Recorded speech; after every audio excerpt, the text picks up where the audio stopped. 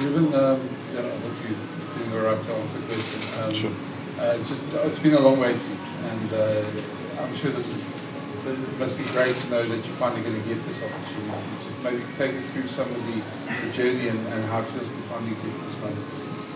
Yeah, it's pretty surreal at this stage. I think everyone walks a different path. Everyone has a different journey.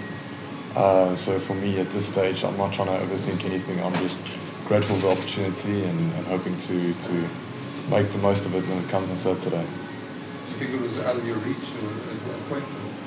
I wouldn't say it was out of my reach. It's probably always been a goal, and like Malcolm said, it's a big privilege.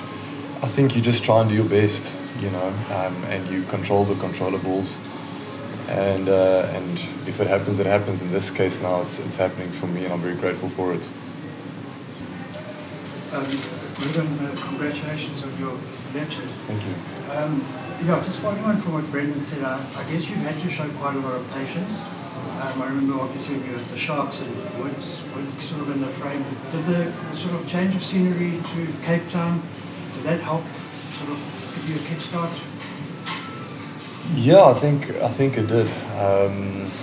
Obviously I've got great memories at the Sharks as well. I think I was quite young when I was still playing at the Sharks, and I think I had some good memories, like I said, and good years over there as well.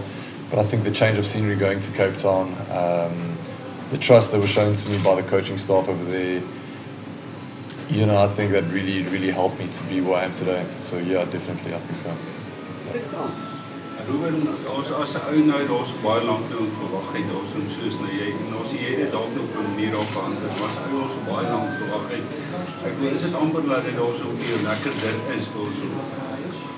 As jy hoor wat ek sê, dan vir ons gevoel dat jy nou daar's regtig waarde daar's meer waarde daarin reg om 'n bom.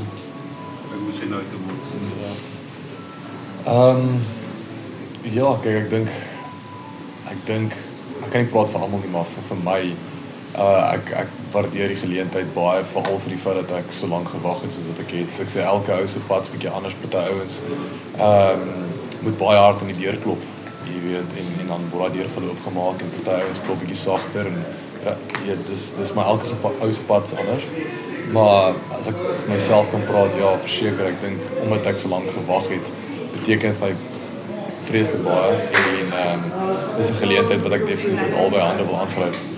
En daar's Ruben, was daar so male daar's 'n bietjie moedeloos daar geword het oor die afgelope jare, soms gedink het dat dit gaan nie met my happen nie. Ek van die ek ken dit. Ja, jy's maar mens, jy weet, jy het doelwitte wat jy vir jouself stel. Daar is jy weet, daar's teleurstellings as jy voel jy het 'n goeie seisoen gehad, jy word dalk nie gekies nie. Maar ek dink dis waar ou se geloof jou deurdra en ek dink dis waar ou se karakter ook baie gevorm word en gebou word. Jy weet, en ek's dankbaar vir daai frustrasies ook. Want daai frustrasies vorm jou karakter en daarom sê ek ook, jy weet, ek's jy weet, nie sonder om te gelowig te raak. Ek dink jy weet, jy leer baie geduld uit hierdie tipe goeters uit en